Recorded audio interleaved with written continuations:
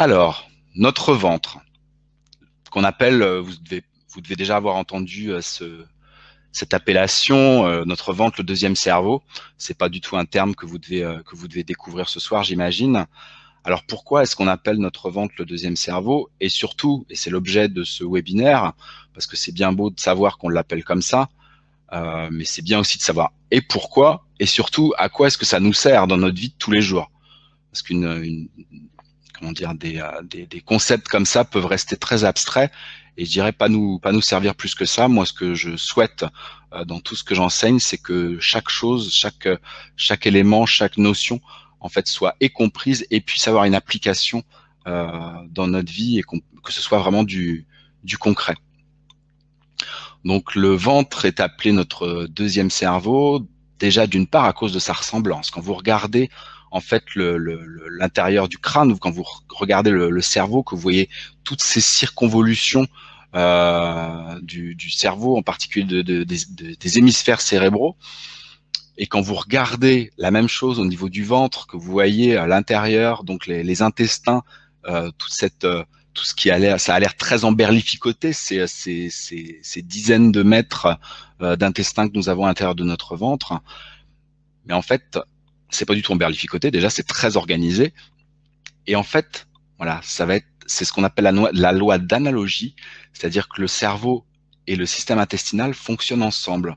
Ils se ressemblent déjà par la forme, et on a découvert en plus, enfin c'est pas moi, hein, c'est des scientifiques très pointus qui ont découvert déjà depuis ça fait presque une bonne trentaine d'années maintenant. C'est tout début des années 90, qu'en fait, nous avons au sein de nos intestins, nous avons des neurones comme il y a dans notre cerveau. Des neurones disséminés à l'intérieur de notre système intestinal. Voilà, il y en a aussi, j'en ai parlé au dernier webinaire, on en a aussi au niveau de notre cœur, comme au niveau de notre cerveau et comme au niveau de notre système intestinal. Donc il y a des neurones qui sont là dans notre ventre, qui ont une mémoire qui leur est propre, qui ont un fonctionnement qui est indépendant du cerveau. Ça veut dire qu'ils peuvent fonctionner tout seuls, et ils ont une mémoire ce qu'on peut appeler la mémoire du corps ou la mémoire du ventre. C'est-à-dire qu'ils se souviennent, ils gardent en mémoire ce qu'on a pu vivre, ce qu'on a pu ressentir, ce qui a pu se passer à l'intérieur de notre ventre. En fait, ces neurones vont garder cela en mémoire. Et c'est ce qu'on appelle aussi l'empreinte. C'est-à-dire quand ça s'imprime, quand on vit quelque chose, ça s'imprime à l'intérieur de nous, dans notre corps, en particulier dans notre ventre, et ça laisse des traces, ça reste imprimé à ce niveau-là. Donc ça, c'est ce que la science moderne a découvert, et a découvert donc que plus en fait le cerveau et notre ventre étaient équilibrés, plus ils marchaient ensemble, eh bien mieux chacun d'entre eux fonctionnait de façon optimale. Ça veut dire que, en fait, ils doivent fonctionner ensemble. Et que tout ce qui se passe à l'intérieur de l'un des deux a des répercussions sur l'autre. Par exemple, vous avez vécu quelque chose, je dirais une émotion forte, quelque chose de difficile. On reparlera après dans le détail des émotions quand on passera à la médecine chinoise.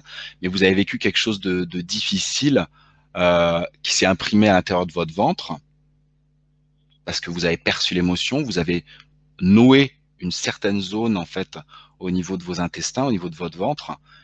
Eh bien, du fait que ce soit noué à cet endroit-là, l'information de ce nœud va se transmettre jusqu'au cerveau, jusqu'à notre cerveau, et se nouer exactement au même endroit. Et que ça va correspondre exactement à la même chose. Ce que je veux dire, en fait, c'est que vraiment, notre ventre et notre cerveau fonctionnent ensemble. Et même s'ils sont indépendants chacun, ils ont un lien entre eux. Et chaque chose que l'on vit a un impact autant sur notre cerveau que sur notre ventre. Et ça va se nouer comme je vous l'ai dit tout à l'heure, c'est une forme qui est presque identique. C'est-à-dire que si dans notre intestin, je dirais que ça va se nouer à cet endroit-là, et bien si on reprend le cerveau, ça va se nouer à cet endroit-là et ça va correspondre à la même zone, à la même à la même émotion. Et de là va découler tout un fonctionnement. C'est-à-dire que si on a vécu un traumatisme, une émotion forte, ça va se nouer au niveau de notre ventre, ça va se nouer au niveau de notre cerveau, et notre fonctionnement mental, émotionnel, physique, et tout le déroulement de notre vie va s'enchaîner à partir de là. Voilà. Et ça, vraiment, c'est ce que la science moderne a découvert aujourd'hui.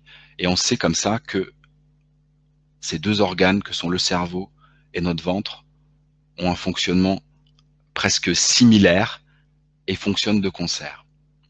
Et je vous parlais tout à l'heure d'équilibre, c'est-à-dire que quand on arrive à ce qu'il fonctionne, je dirais, en harmonie, c'est-à-dire quand il n'y a pas une prédominance de l'un par rapport à l'autre, et Dieu sait si nous, les Occidentaux, on a une prédominance de fonctionnement au niveau de notre cerveau, et je parle là de notre cerveau intracrânien, on est beaucoup, énormément dans notre tête, on réfléchit, on pense, on analyse, ce qui est très bien, hein, c'est pas le souci, c'est très très bien. On est beaucoup dans le fonctionnement cérébral intracrânien, et ça a tendance à se faire, ma foi, au détriment en fait de nos autres centres, de nos autres cerveaux, le cerveau du cœur et le cerveau du ventre. Voilà. Et quand on arrive à retrouver, on va en parler après, quand on arrive à retrouver un équilibre entre ces deux cerveaux que sont le ventre et le cerveau intracrânien, et même entre les trois, s'il y a des techniques aujourd'hui qui existent, des techniques occidentales, là je parle même pas de médecine chinoise, il y a des techniques qui existent pour rétablir l'équilibre entre les trois cerveaux. On parle de cohérence, je sais plus exactement comment ça s'appelle, je crois que ça s'appelle la cohérence cérébro-cardio-intestinale. Je peux me tromper sur le terme, mais il me semble que c'est quelque chose comme ça. En tout cas, c'est ça que ça veut dire. Et quand on travaille donc sur l'équilibre entre les trois cerveaux, chacun fonctionne de façon optimale, et aussi bien celui du ventre, celui du cœur, que bien sûr celui qui est à l'intérieur de notre crâne. Plus on va libérer en fait, on va voir ça après avec toutes les techniques dont je vais vous parler, mais plus on va libérer tout ce qui peut bloquer au niveau de nos intestins, de notre ventre, plus en fait on va libérer de par là même notre cerveau intracrânien. C'est beaucoup plus facile d'aller travailler sur le ventre, c'est beaucoup plus accessible, c'est beaucoup plus simple, c'est beaucoup plus physique que d'aller travailler sur le cerveau. On peut pas, c'est pas facile d'aller se masser les hémisphères, les lobes, les différentes zones du cerveau manuellement, alors que c'est quelque chose qu'on peut faire sur le ventre. Donc le fait d'aller faire tout cela sur le ventre, ça va avoir des répercussions sur notre cerveau, et ça va nous alléger, et ça va faire en sorte qu'on ait un fonctionnement beaucoup plus proche de ce qu'on est en réalité, et plus éloigné de ce qu'on a pu vivre, de nos blessures.